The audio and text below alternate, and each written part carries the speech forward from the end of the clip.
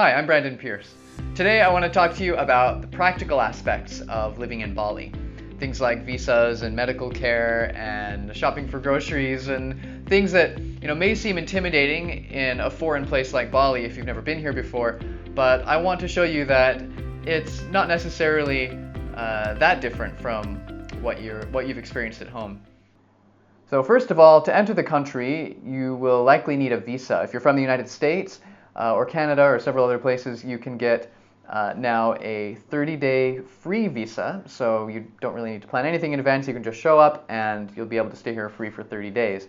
If you want to stay longer than 30 days, then when you arrive, you have to pay for a different visa that's also a 30-day visa, which you can then extend for another month. So you can stay for a total of 2 months without having to leave the country. And that costs $35 per person when you arrive, if you choose that option. And then to extend, it could be anywhere from $30 to $50, $35 to $50, depending on whether you go to yourself to the immigration office several times or use an agent. If you want to stay longer than 60 days, you can either leave the country and come right back, or you can apply for a social visa in advance, which is a 2-month visa that allows you to extend it each month for up to 6 months. And again, you have to apply in advance at an embassy, and you need a sponsor letter and a few different things. There is also a business visa and probably a few other options, but those are the most common ones for people who like to visit Bali. These are the ATMs at Bintang Supermarket. This is one of the places in Ubud that is good to get your cash. There are a few other ones in town, like Permata Bank has one that you can get, I think, 3 million rupiah out of it per transaction. These ones have a limit of 2.5 million. That's roughly $200, I think. Now, typically, when you get money out of an ATM, there is a fee that's charged, of course. Usually it's good to get as much money as possible if you're going to be here for a while, long enough to use it in a single transaction. For me, I have a credit card with Capital One that does not have any ATM fees. It reimburses any ATM fees that are there. Also has no foreign transaction fees. But I still like to get as much as I can per transaction for convenience sake, so I don't have to keep running to the ATM all the time, because so much is cash here. Not a lot of places accept credit cards, and when they do, there's an extra fee that they tack onto it, usually 3 or 3.5%. Now, Indonesian currency uses some pretty big numbers. This is a 100,000 rupiah bill. This is worth about $7.50 right now. So I like to think of it as a 10, just chop off 4 zeros. It was about worth that a few years ago, but the exchange rate's gotten a little better for us. There's also a 50,000 rupiah bill, which is blue. I don't have one of those. Here's a green 20,000 worth, I think of it as a 2, but worth a little less than that. Here's a 10,000 bill. And then it gets down to 5 and 2. I mean, the 2,000 rupiah is worth, like 15 cents or something like that. This is very, very small money, but they're used quite a lot. So, and then there are several coins. So it's not hard for some prices of items to jump into hundreds of thousands, millions, even tens of millions for some products. So, and you'll be a millionaire the instant you arrive if you take out more than $100. So it's kind of fun, but learning to chop off those zeros in your head can take a little bit of practice, so you don't get confused and give someone $2 and you're supposed to give them 20 cents and that type of thing. But that's a bit about the money. Now, medical care in Bali is very affordable by US standards. We've taken advantage of it a few times with, we've had infections where the doctor has come to the house, done a house call, and charged around $75 for that, or $60. And that usually includes medicine or antibiotics or whatever we'll need. We recently went to the Toya Medica clinic because Marie had a bacterial infection and some wounds that were spreading, and they treated her right up and took really good care of her and charged us around $75 for that as well. And they're open 24/7 at that clinic, and we're really happy with the experience we had. They took great care of us, and that's of course without insurance, so we just pay out of pocket. We don't. For a long time we didn't use any insurance as we were traveling, just because we were in countries where the cost of medical care is so affordable. There was really no need, and the quality was good. If we were going to sub-Saharan Africa or something, we'd probably get like a medical evacuation insurance or something like that. But this year, since we're going to be spending a lot more time in the US and Canada and Europe in more Western countries where healthcare is not quite so affordable, we now have a travel insurance plan that covers us mostly just for catastrophes. This one is a net which contain antibacterial, and it also give a space between the bandage and the skin. Now the water in Bali is not drinkable from the tap. People buy big 5-gallon jugs of water here that they will drink from. Some people do have filtration systems, but it's not very common. And much of the Balinese, well, throughout history they have used what's called the subak system, and it's kind of a series of canals that run through the different neighborhoods, and they'll wash their clothes in them and bathe them and dump the pig guts in them and whatever. They use them for everything. They become quite contaminated over the years, so they're still used, but I think maybe not as much as they used to be. So this is the entrance to Bintang, and it's a grocery store, but also has a lot of other types of items like souvenir type things upstairs, and clothes and art supplies, and often our staff will run here to pick up groceries and things for us when they don't find what they need at the market, but sometimes we'll pop in here as well for odds and ends, power adapters, different types of stuff.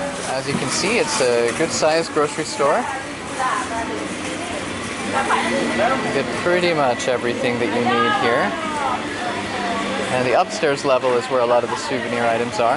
That guy in the corner over there, that little booth over here, is where I get my SIM card. They're usually, I think I pay around $5 to $10 a month for a gigabyte of data and, I don't know, enough calling for what I need.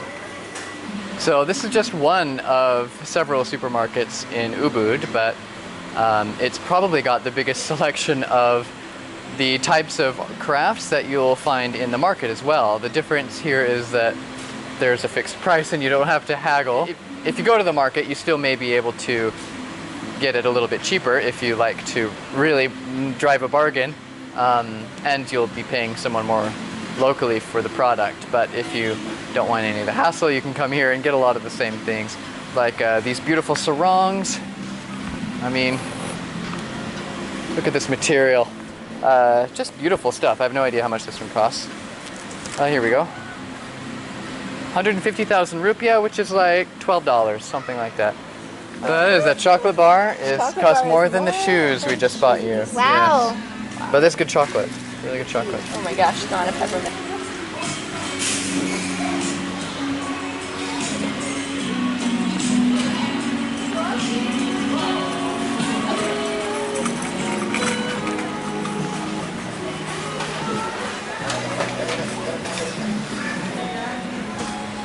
Hello. Hello. Apa kabar? So there are plenty of ways to get food in Bali, and you've seen the market and you've seen the grocery store. Well, market was in another video. The grocery store in this video, and amazing restaurants as well, as I've talked about before in my other videos, and at very low prices as well. $3 to $4 a plate for incredible food. And another option that a lot of people who live here longer term opt for is hiring a full-time cook, which you can do for around $150 US. Yes, for a full-time cook who does your grocery shopping and your meal planning and your cleaning, and a pretty good job too if you train them well, or if they've been well trained. And that could be a really affordable way to get food, because as they go shopping in the market, they're able to bargain usually better than we are, and get more local prices on the food as well. So sometimes, I know, hiring a cook can actually save you money here in Bali on food. So this is where I go to, well, there's lots of these little stands around for getting gas. These little bottles here have gas in them, and then you just get as many of you as you like, and they'll fill it up for you, and it costs $1 or $2 per bottle. Now they do have regular petrol stations as well, but there's only a few, and they're a little further out of town, so I usually use these that are more convenient. To get around Bali, most people use a car or a motorbike. Motorbike is the most efficient because you can weave in and out of traffic. Taxis are also common. There are some local buses, but they don't go a lot of places and aren't very common, at least out here in Ubud. So we rent a car here monthly for around $300 for the month, and it's a Toyota Avanza, which is kind of like an SUV. It seats 7 people, but it's very narrow with limited trunk space. But it's a good little car to get around. And we've also hired a full-time driver for around $160 a month, and he takes our kids to classes and takes us to different places when we want to go somewhere as a family. If it's just me going to town, I'll usually just take the bike myself and go. Now, if you're a pedestrian on foot, it's important to remember in Bali and in a lot of the world that pedestrians do not have the right of way. Cars have the right of way. So before you take a step out into the street, you have to look and make sure no one's coming, and don't expect cars to stop for you to cross the street. You just wait for them to go and then you walk out. And in some countries like Vietnam, as you may have seen in another post of mine, the cars don't stop at all, and the motorbikes, they just go and you just walk through as they are zooming around you. So kind of a fun experience. It's not quite that intense in Bali, but you do have to watch where you're walking and just go at a slow and steady pace across the street.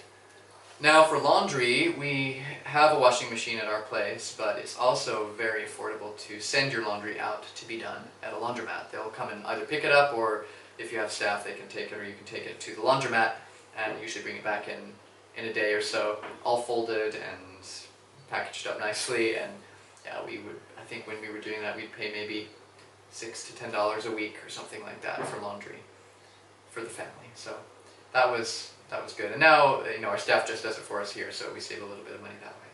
Now this is the print shop where I'm getting some business cards printed. And if you're looking for a place to stay in Bali, there are a number of options. I think the way to find the best deals is, of course, to come here and ask around locally and negotiate a lot. There are some bulletin boards at supermarkets like Bintang Supermarket and several other restaurants where people will post the places they want to rent out, and you can contact them and find them that way.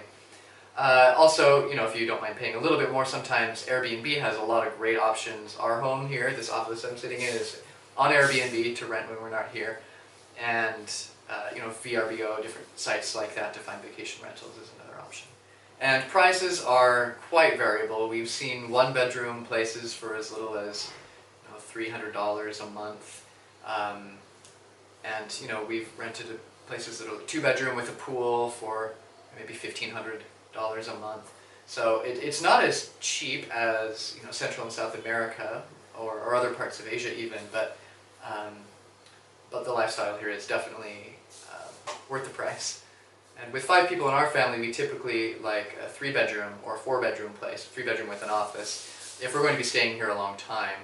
And so that's one of the reasons we decided to rent this place longer term and build it up, because we knew we wanted to spend more time in Bali, but the 3- and 4-bedroom houses we were finding that really suited our needs were quite expensive, over $2,000 or $3,000 a month, sometimes 4 or more. So we developed this place, and now we're renting it out for over $5,000 a month, but it's quite a luxury place and quite large now. But that is one of the reasons we decided to do that. Well, I hope you've enjoyed watching this video about practical tips and aspects of living in Bali. And it's really not a whole lot different from a lot of the places we've traveled that are more developing countries. And I hope that seeing kind of a little bit more into the detail of how it works makes it less intimidating for you and helps you see that it's something that's possible, that a lot of people are living happily this way, and there's a few things to learn and a few things to work through, but nothing that isn't possible to tackle. So thank you for watching, and remember to live well and enjoy life now. Hey, if you like that video, please remember to subscribe to my YouTube channel or visit my website at pearceonearth.com and subscribe to my newsletter.